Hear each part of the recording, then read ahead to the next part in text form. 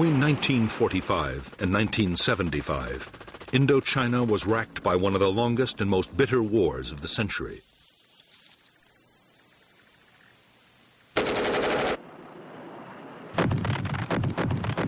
The battle for Vietnam drew in millions of soldiers, Vietnamese, French, American, Australian, Korean, and British, and profoundly affected the lives of vast numbers of civilians.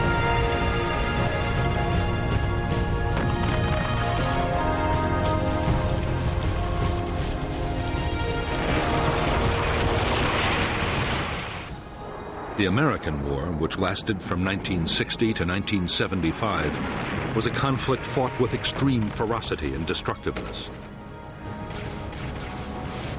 There was, on the ground, a guerrilla war of firefights, merciless search and destroy operations, and endless sieges, and also an air war of extreme intensity. 8 million tons of bombs wrought havoc on the landscape and people.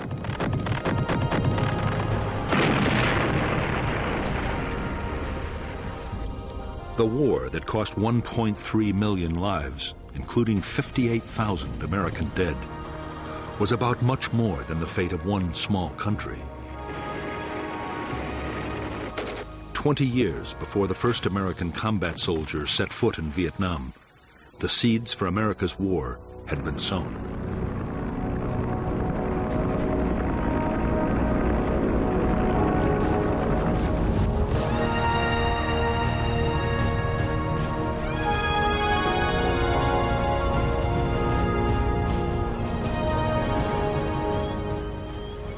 With the partitioning of Europe, east and west, after World War II, the Western powers were on the alert for communist gains in the territories of the old empires. Soviet expansion in Europe was perceived as the greatest threat.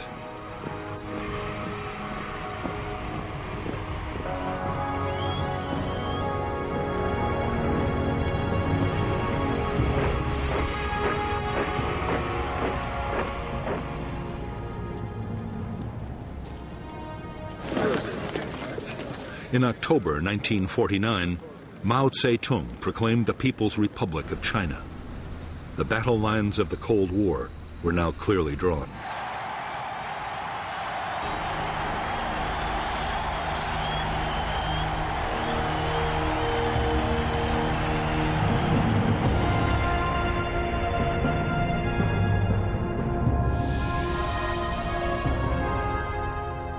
To American strategists, the communist victory in China fueled the fear of Soviet and communist expansion.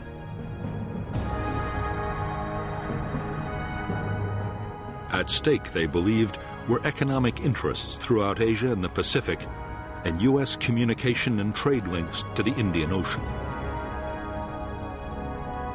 President Eisenhower believed that one Asian country falling to communism would bring down its neighbors in a domino effect. Soviet and Chinese power would advance southwards until even the Australian continent was threatened.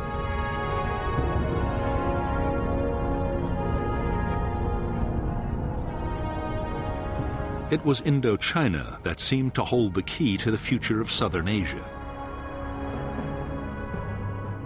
The region bordered the newly created Chinese People's Republic and was still a French colony. French strategy was to hold on to power by creating puppet states in Vietnam, Laos, and Cambodia. The biggest obstacle to the French plan was the Viet Minh, a huge Vietnamese independence movement.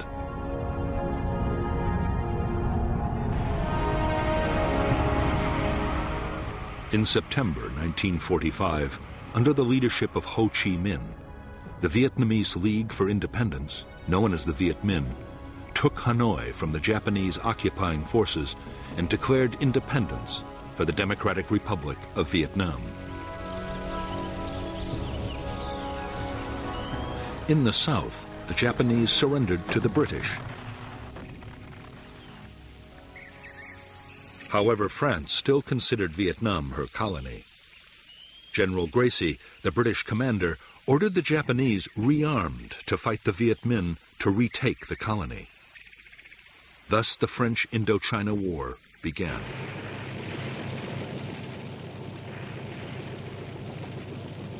In the war between the French and the Viet Minh, the United States had until recently stayed strictly neutral. U.S. officials had originally supported the Viet Minh and its leader Ho Chi Minh, and they also strongly opposed the French attempt to keep their old colony. However, that was before the rise of Communist China. Now, the fear was that if the Viet Minh beat the French, they would open the door to the Chinese and the Soviets. Cold War politics had come to Vietnam.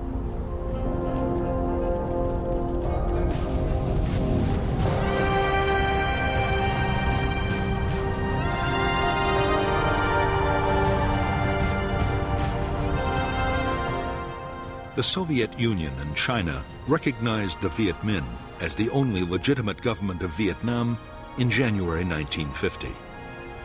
Already China was giving Ho Chi Minh arms, ammunition, and training bases.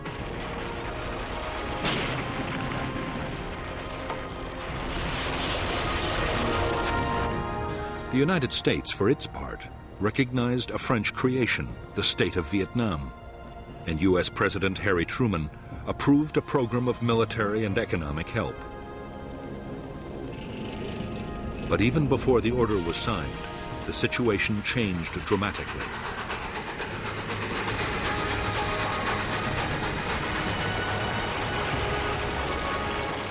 In June 1950, war broke out in Korea. Communist northern forces, backed by the Soviet Union and China, invaded the South, and the U.S. sent troops to intervene.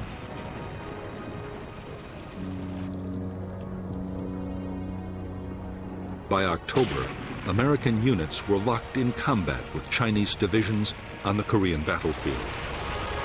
Now, it seemed to the United States more important than ever to contain China on every possible front. That meant a massive increase in backing for the French in Vietnam.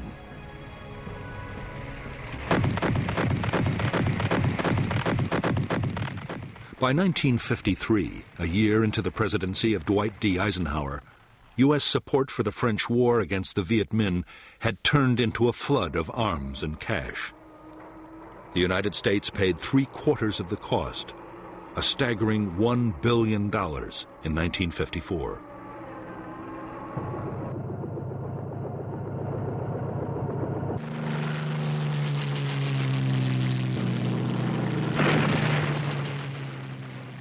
The problem was that even with colossal American aid, the French were failing to beat the Viet Minh. The guerrillas now numbered 120,000 trained troops, backed by 200,000 local fighters.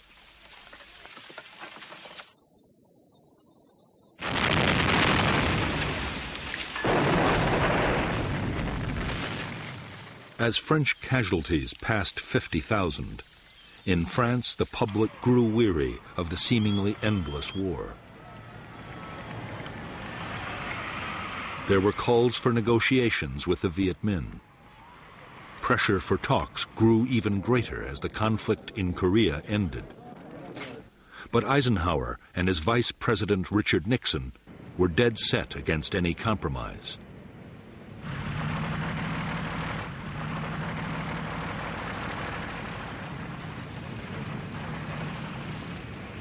In spite of U.S. opposition, some kind of peace effort in Indochina looked inevitable. The hope was that the French might win a major battlefield victory and so strengthen their hand in any talks. The result was a plan for a big offensive in late 1953. The main effort would be in southern Vietnam, but the French also meant to launch a blocking operation in the north that just might deliver a major victory.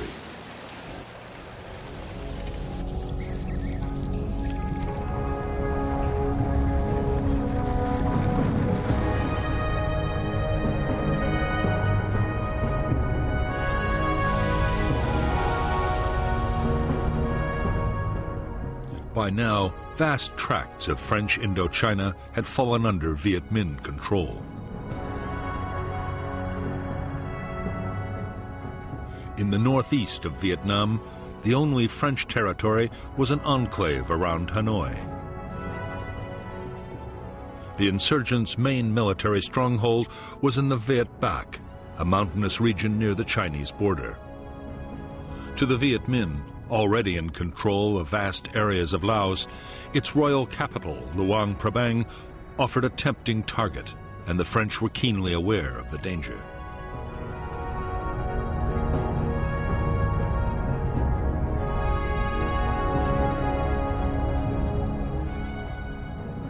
The French plan was to create at Dien Bien Phu, deep in hostile territory, a fortified base which would threaten the enemy's supply lines to Laos. Just as important, the fort might act as bait, luring the Viet Minh to attack with their best troops. The base could be supplied from Laos overland, and it could also be reinforced by air. The result they hoped for would be a set-piece battle that would allow superior French firepower to inflict a decisive defeat on the Viet Minh.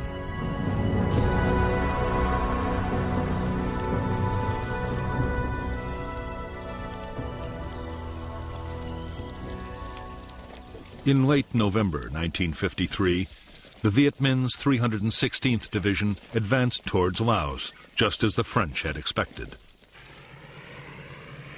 On November 20th, 800 elite French paratroopers, including a battalion of the Foreign Legion, were dropped near Dien Bien Phu. The reaction of the Viet Minh was to march elements of 5 more divisions towards the French camp.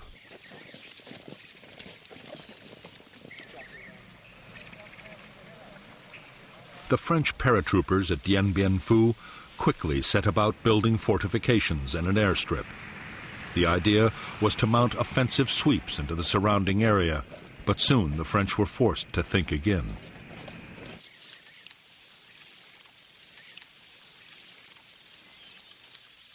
As the Viet Minh massed around the base, it became suicidal to venture far outside. Within 2 months, as the noose around Dien Bien Phu was drawn ever tighter, even a fighting withdrawal was no longer an option for the French.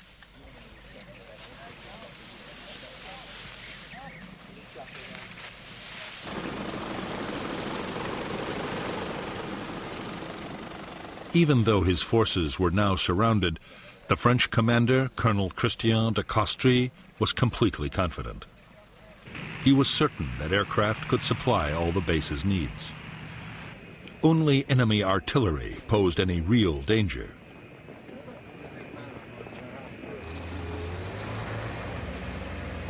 Some Viet Minh guns had begun to fire on the base, but the French were sure that only a handful could have been deployed in such difficult hilly terrain.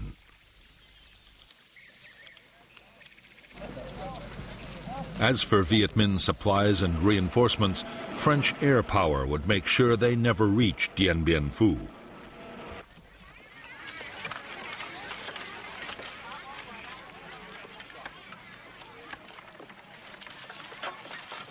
Even though up to 100 French planes attacked Viet Minh supply routes every day, their efforts were having little effect. Too often, aircraft were grounded by the weather, and in any case, the Viet Minh were masters of camouflage and deployed huge numbers of anti-aircraft guns.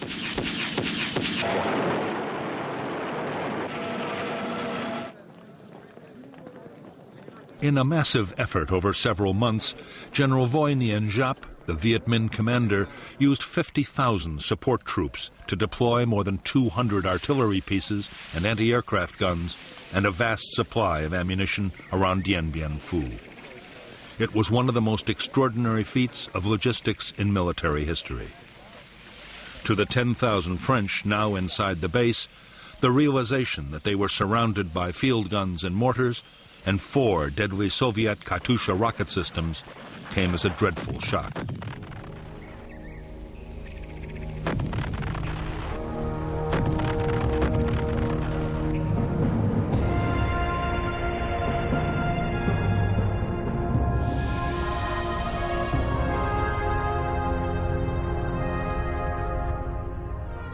The French base at Điện Biên Phủ had been sited on a flat valley floor.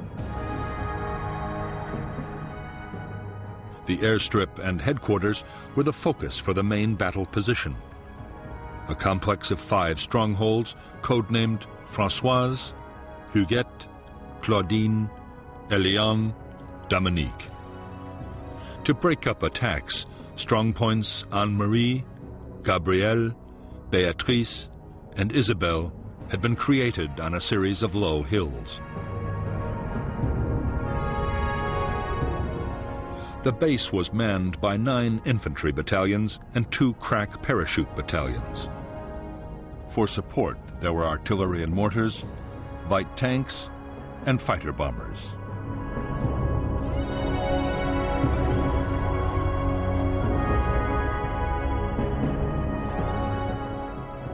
By early March 1954, 49,000 Viet Minh had deployed around Điện Biên Phủ. 3 infantry divisions and 2 independent regiments were supported by the field guns of the 351st Heavy Division on the hills to the east, and by heavy mortars on all sides. Anti-aircraft guns were secretly placed to cover the air routes in and out of the valley.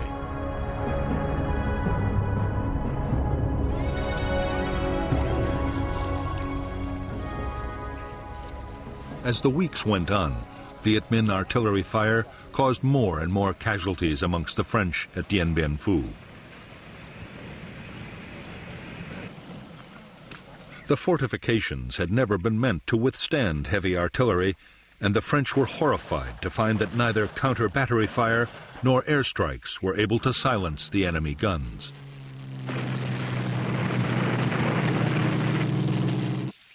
They were too well dug in to hillside caves and bunkers, and too well camouflaged. Any day now, the French knew, they would face an all-out enemy attack. It came on March 13th, 1954.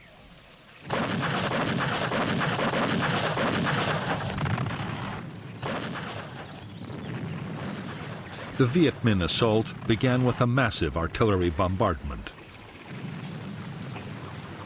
French gun positions in the central area were hammered. In 3 days, after repeated human wave assaults and hopeless French counterattacks, the Viet Minh took the northern strongpoints of Béatrice, Gabrielle, and Anne-Marie.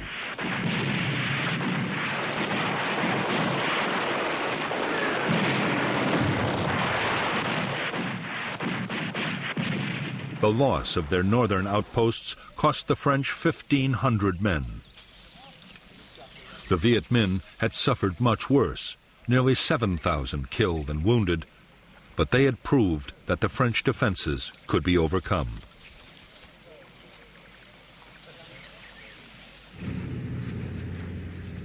They had also closed down the base's main airfield for good.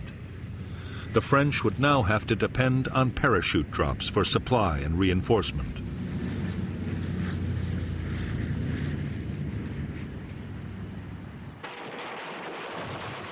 After a 2-week lull, the Viet Minh renewed their offensive.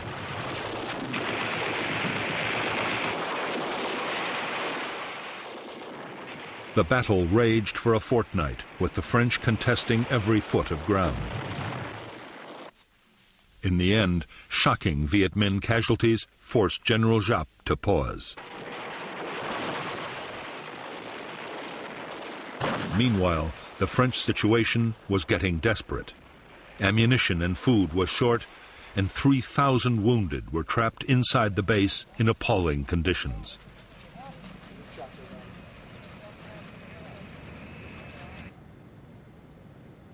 With disaster looming on the battlefield, the French appealed to the United States for help.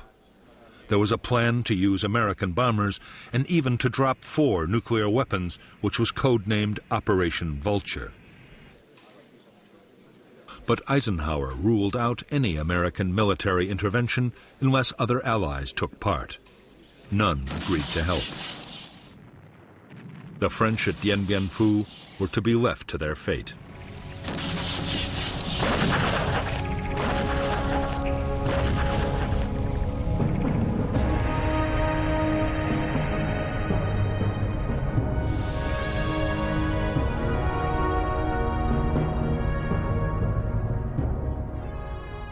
Although the outpost Isabelle was still in French hands, it was by now cut off from the central stronghold at Điện Biên Phủ. Besieged by the Viet Minh 304th Division, Isabelle was under heavy artillery fire. Incredibly, although attacked time and time again, the post would hold out until the very end of the battle.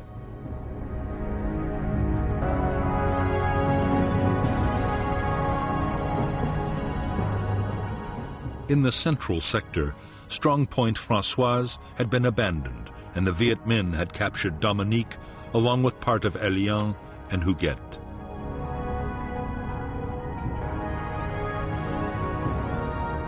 However, there were two new strongpoints, Sparrowhawk and Juno.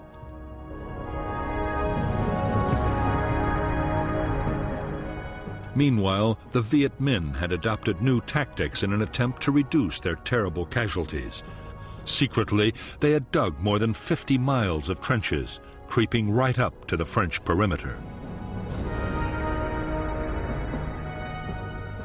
The final Viet Minh assault came on the night of May 1st, 1954.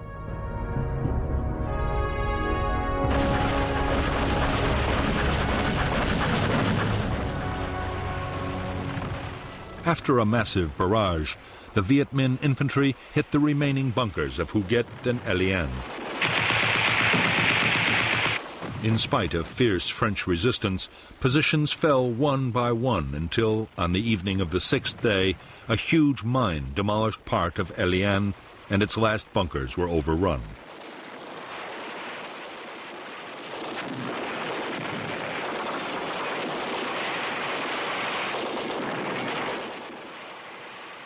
At 5:30 p.m. on May 7, 1954, Vietnamese forces occupied the French command post, and the French commander ordered his troops to cease fire. It was 55 days to the minute since the battle had begun. At Điện Biên Phủ, 3,000 French troops had been killed and 8,000 wounded. The Viet Minh had suffered much worse, with more than 8,000 dead and 12,000 wounded. But for them, the outcome had still been a triumph. On the eve of an international conference on Indochina, they had shattered France's resolve to carry on the war.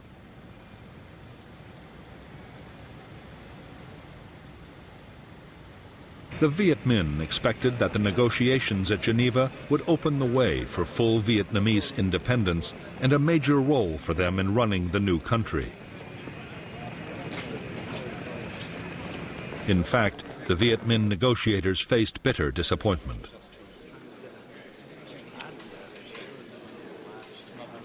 Behind closed doors, Chinese Prime Minister Zhou Enlai struck a deal with the French and forced Ho Chi Minh to agree that the country be divided into two zones.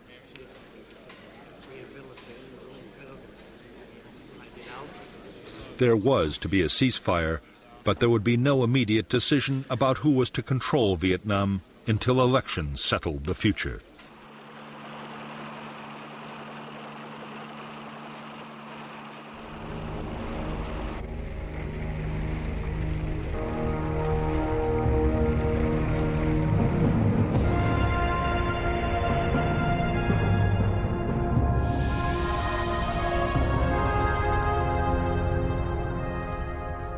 After Dien Bien Phu, the Viet Minh had controlled nearly 3/4 of Vietnam and parts of Laos and Cambodia. At the peace conference, Laos and Cambodia were confirmed as independent states, but Vietnam was divided at the 17th parallel. The Viet Minh were given control of the northern part, the Democratic Republic of Vietnam, with its capital in Hanoi. In the south, the state of Vietnam was to be run from Saigon. A demilitarized zone was established between the two regions.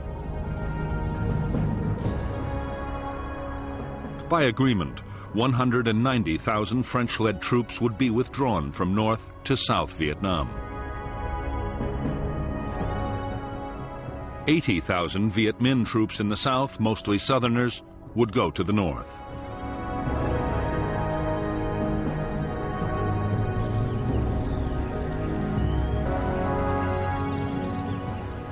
For the French, the prospect of withdrawing from the northern part of Vietnam was deeply humiliating. However, they still assumed France would continue to play a major role in the south. The illusion would not last for long. France's role was already being taken over by the United States.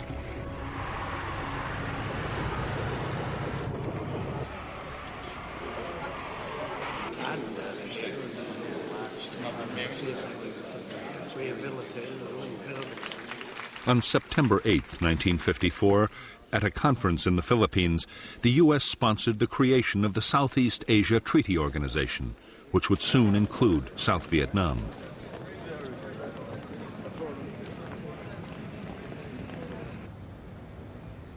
The Americans were now dealing directly with the new South Vietnamese government, led by Prime Minister Ngo Dinh Diem. They had begun to bypass the French completely.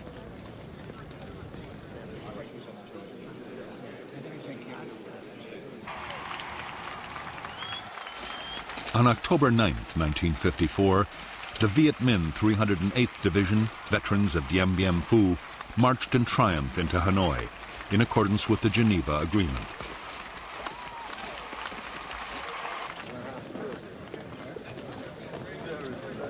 At the same time, the last French troops in the north prepared to leave. With them went 850,000 refugees, encouraged by a CIA black propaganda campaign and fearing for their future under Viet Minh rule.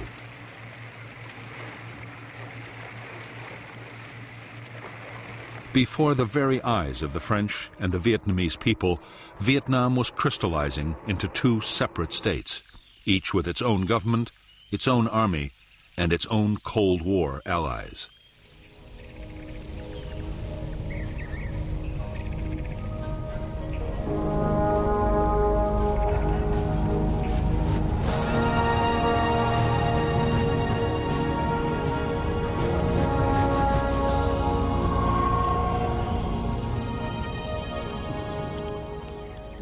For Ho Chi Minh, the North Vietnamese president, the years following the Geneva Agreement were bitterly disappointing.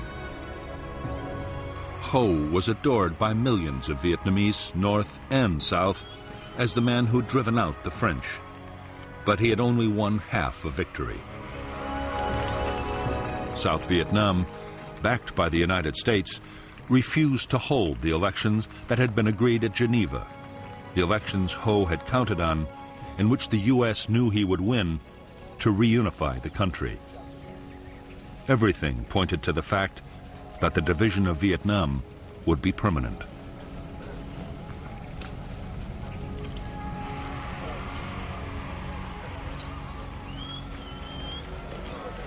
As a nationalist and founder of the Indo-Chinese Communist Party, Ho Chi Minh was fast transforming North Vietnam.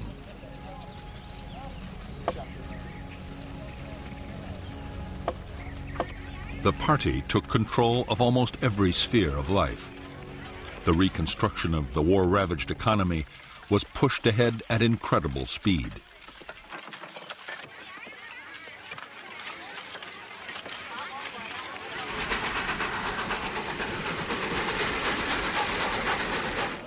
One of Ho Chi Minh's highest priorities was to get as much aid for North Vietnam as he could from the Soviet Union and China. In July 1955 in Moscow, he won promises of cash help for the North to stave off a food crisis. The Russians also pledged to send technicians and military advisors.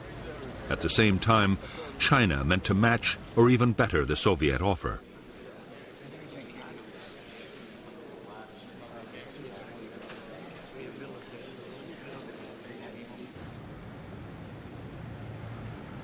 Although Ho Chi Minh's greatest ambition was to reunify North and South Vietnam, so far he had urged his followers to be patient.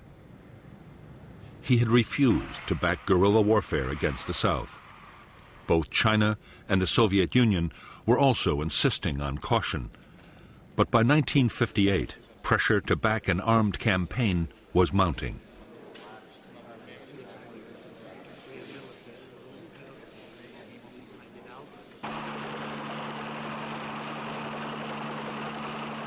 The tens of thousands of southern Viet Minh soldiers who came north after the Geneva Accords were by now restless and homesick.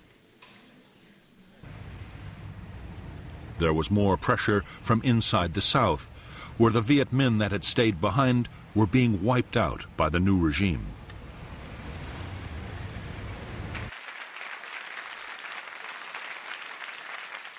In the northern government, an increasingly powerful faction of Southerners, led by Lê Duan, the Communist Party General Secretary, was also arguing for strong measures.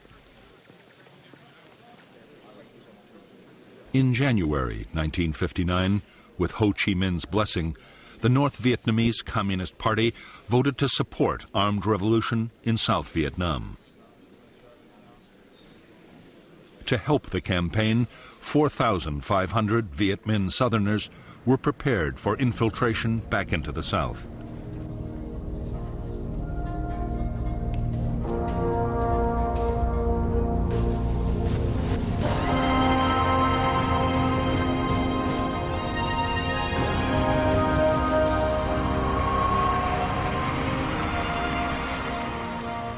By 1957, 2 years after taking power in South Vietnam, Ngo Dinh Diem had impressed the United States. He had used the army forcibly against gangsters and armed religious groups. It had looked for a while as if President Diem could create a viable non-communist state in South Vietnam and win the support of the southern people.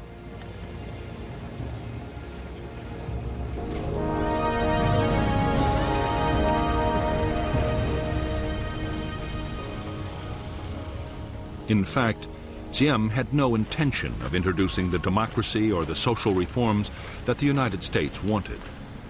He unleashed a savage campaign against his political opponents, using the army and police to make mass arrests.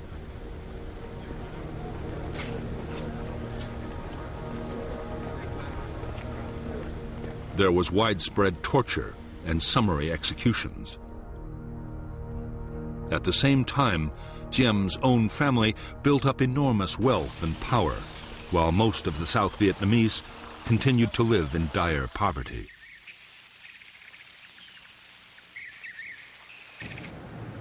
By September 1960, to the immense frustration of the United States, which was pouring in aid, Diem's regime was detested by vast numbers of South Vietnamese. There was already virtual civil war, with armed rebellions breaking out all over the country.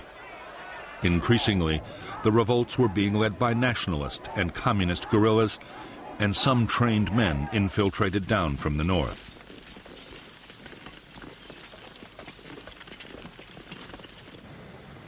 Over 12 months, 1,400 local government officials and civilians were killed, and a further 700 kidnapped. In South Vietnam, the guerrillas began to mount bold attacks on military posts, convoys, and railways.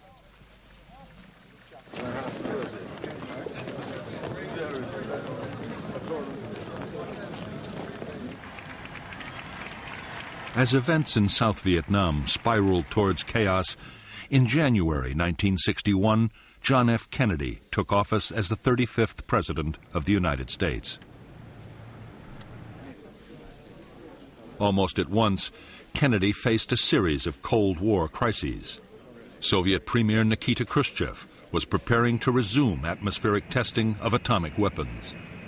Khrushchev also promised to increase Russian support for communism around the world.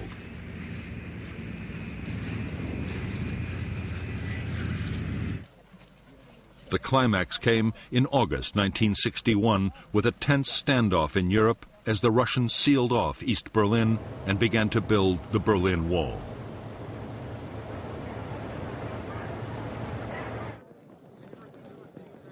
Kennedy's reaction to the sense of mounting threat was to order a massive strengthening of American defenses.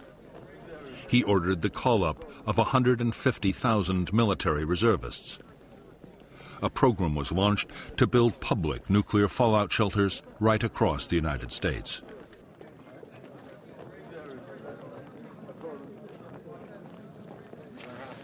There was a surge in arms production, especially of strategic nuclear weapons.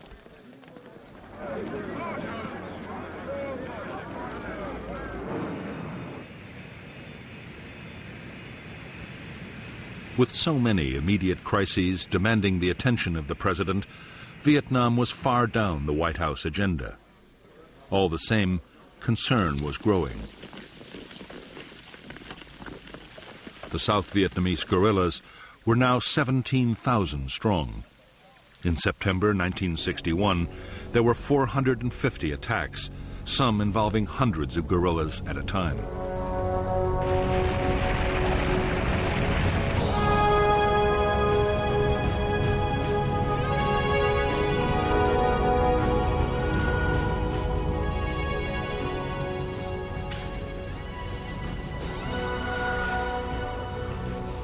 Shortly after the decision to mount an armed revolution in South Vietnam, an organization had been created to control the military and political effort.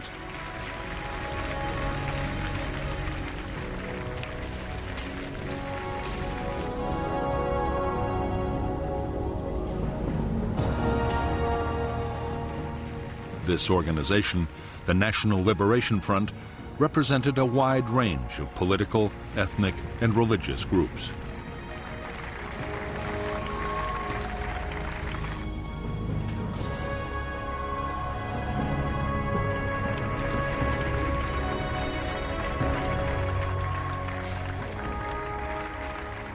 The military wing of the NLF was the People's Liberation Army. The army included guerrillas who had been sent down from North Vietnam, Viet Minh veterans, and local armed groups.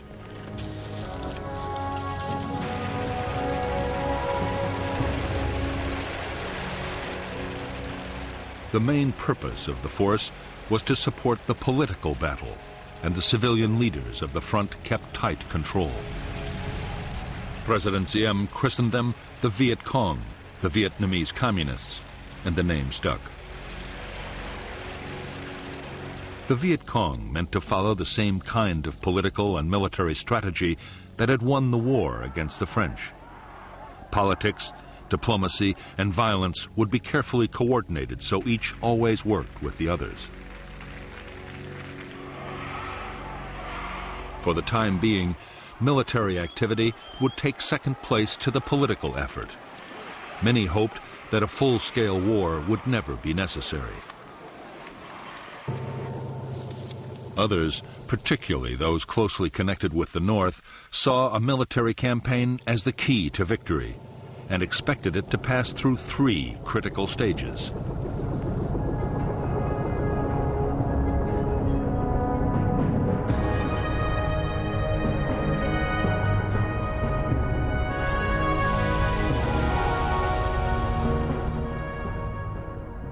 In the first phase of the revolution, with the National Liberation Front's insurgents greatly outnumbered by Saigon's army, the task for guerrilla units would be to survive in the face of government attack.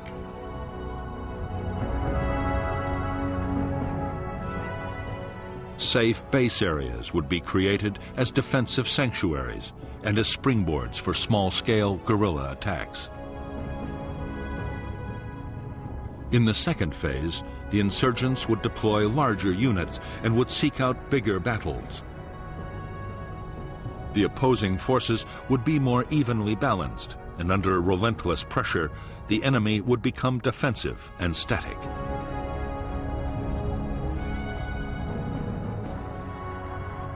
In the third phase, at the key moment when the NLF became stronger than the government army, they would launch large-scale assaults against enemy installations and seek out decisive conventional battles.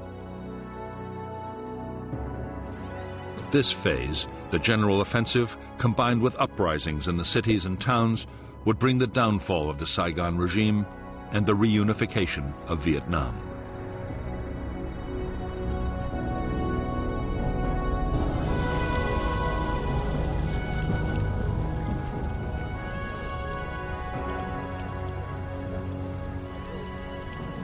While the revolution was in its early phase, the NLF meant to build up its organization as fast as it possibly could.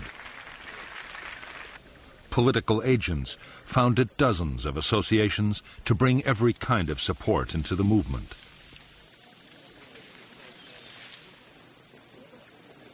There were associations for women, farmers, students, and workers. In less than 2 years, the front claimed 300,000 members.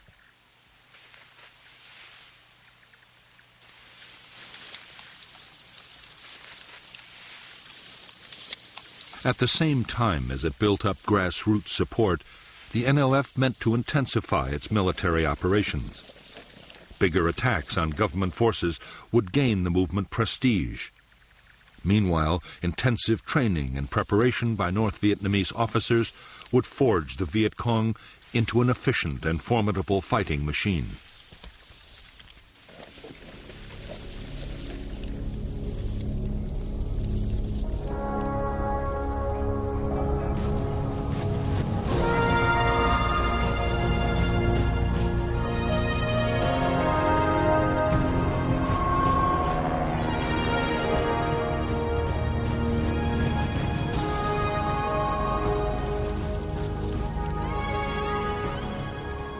As the NLF tightened their grip on the countryside, the South Vietnamese army began to behave exactly as the guerrillas had expected them to. They grew increasingly defensive, staying in fortified posts and never venturing out after dark. Battles only happened when the guerrillas chose, and the army suffered a steady drain of casualties.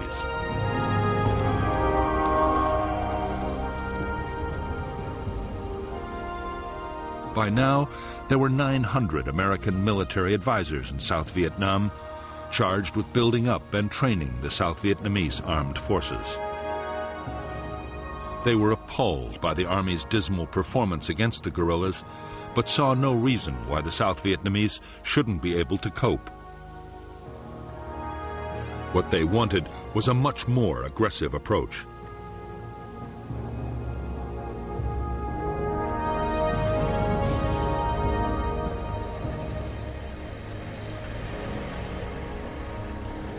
American advice was that the Army should get out on mobile operations and find the bigger enemy units. The Civil Guard and militia could look after local security. The Americans developed a counterinsurgency plan, supposed to better coordinate the different forces, but progress on the ground was painfully slow.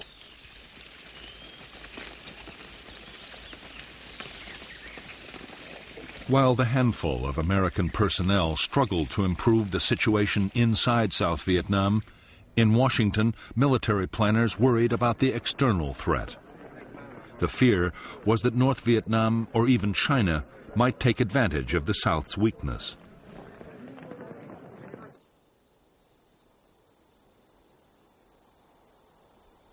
Already, with the approval of the White House, a contingency plan had been drawn up for putting in American combat troops if an invasion looked imminent.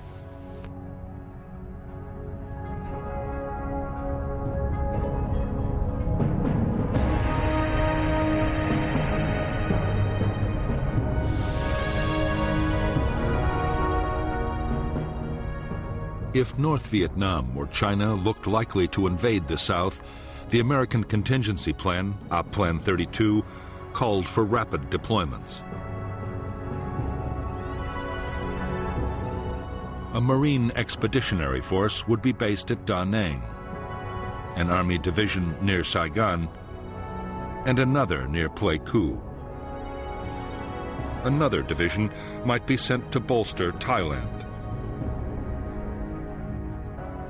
If the invasion actually happened, U.S. forces would be increased by another 3 divisions.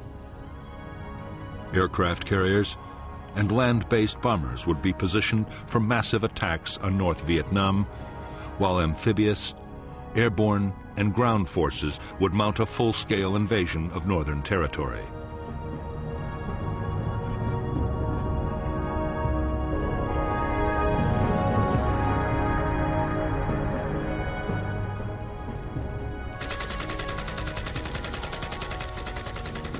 By now, the guerrilla war in South Vietnam looked so dangerous that American military planners believed the country might collapse even without a northern invasion. The Joint Chiefs of Staff, the President's military advisors, argued that the best option was to implement Op Plan 32 anyway and put 3 divisions into South Vietnam. The first 20,000 men would show the United States was serious. They believed the rest, up to 70,000 troops, would be enough to clean up the guerrilla threat altogether.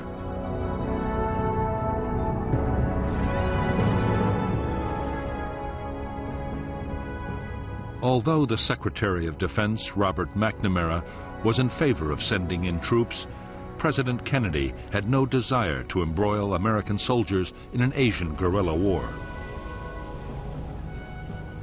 But neither could the president afford accusations that he was soft on communism. In November 1961, Kennedy approved a compromise plan drawn up between McNamara and the Secretary of State, Dean Rusk.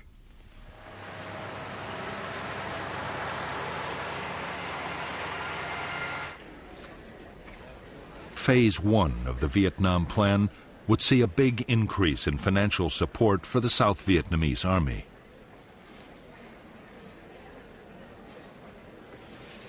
The number of American military advisors in Vietnam would be raised to over 3,000. More American equipment would be sent, including helicopters, 300 pilots to fly them, and maintenance personnel. For the time being, the president put off a decision on the second phase, the possible deployment of American combat troops.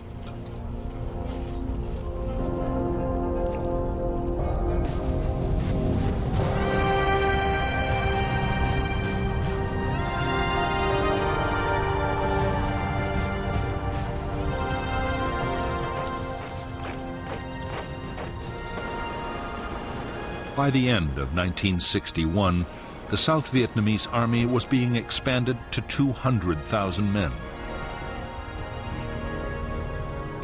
South Vietnam also had Marine units, a small Air Force flying American aircraft, and a Navy for coastal patrol.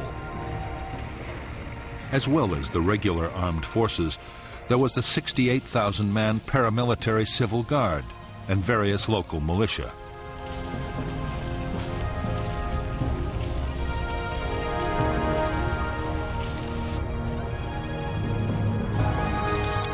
Since the United States had started rebuilding the South Vietnamese Army back in 1955, the force had been organized, armed, and trained to fight large-scale battles.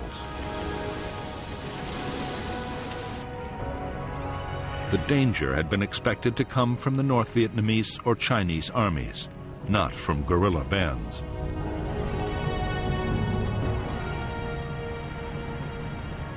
Commanders had been taught to mount big operations and to use massive firepower wherever they could.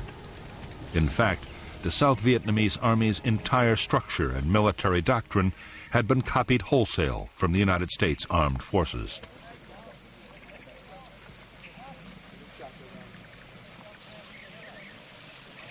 Senior American commanders had no doubt they were teaching the South Vietnamese the right tactics for the war they had to fight. Their main worries were about leadership and morale. President Diem had appointed his generals for their political loyalty rather than their abilities, while junior officers' promotions depended on family connections.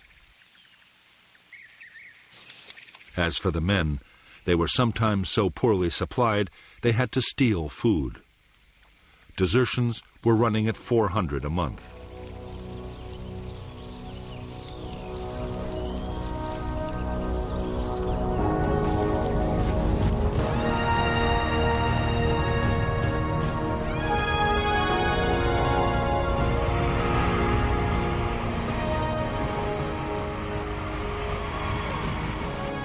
As the NLF guerrillas began recruiting and training all over South Vietnam, they quickly built up their combat forces to 17,000 men and women.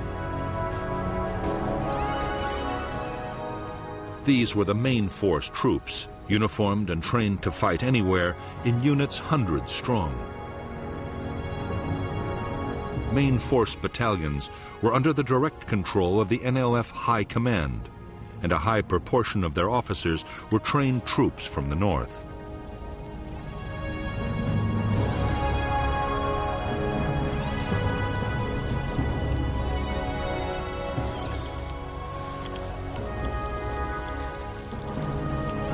The NLF were also creating regional and local forces. Regional troops were controlled by district commanders. They were less well armed and trained than the main forces, but their scattered units could come together to create powerful formations whenever they were needed.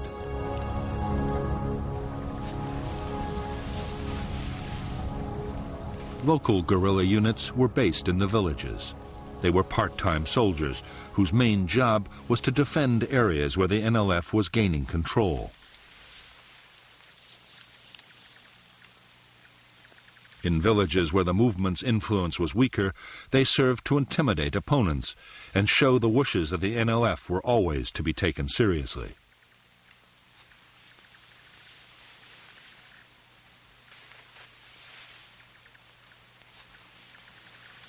The vast majority of new recruits to the NLF were teenagers with no military experience. In the hamlets, they were organized by political officers into three-person cells. Long ago, the Chinese communists had found that three made for a group more tightly knit and loyal than any other number.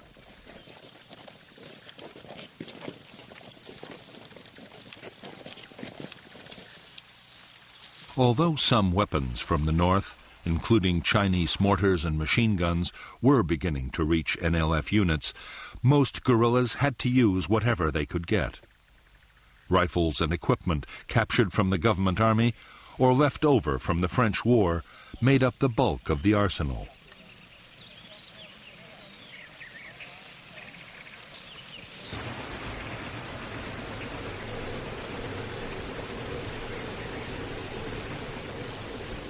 There were also secret factories making small arms and turning out grenades and mines in enormous numbers.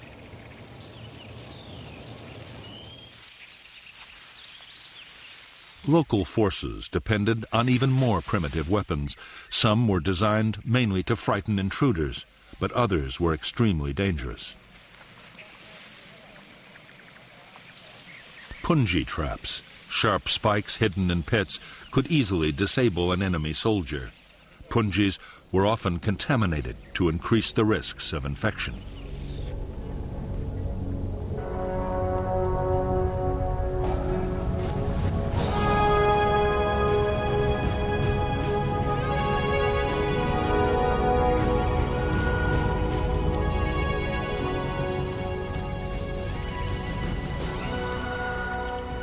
By the end of 1961, the Saigon government was forced to admit it was faced with a full-scale war.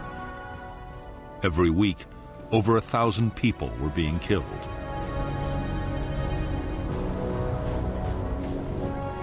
All over the country, the NLF were organizing whole districts along communist lines, controlling education, health, and agriculture.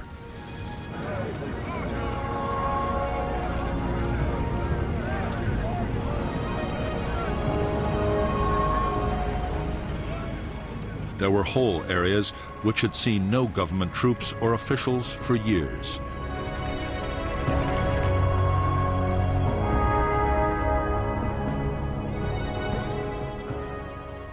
in spite of all the setbacks, American military advisors in South Vietnam were still confident the fight against the communists could be won. By this time, they themselves were getting more deeply involved in the battle. Advisors were strictly forbidden to engage in actual combat, but the reality of war was starting to take over.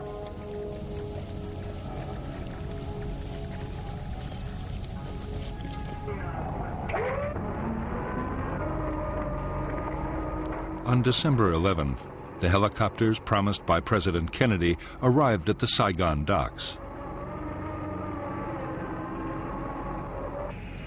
With them came 400 U.S. personnel to maintain and fly the aircraft. Within weeks, the helicopters and their American pilots would be in action on the Vietnamese battlefield.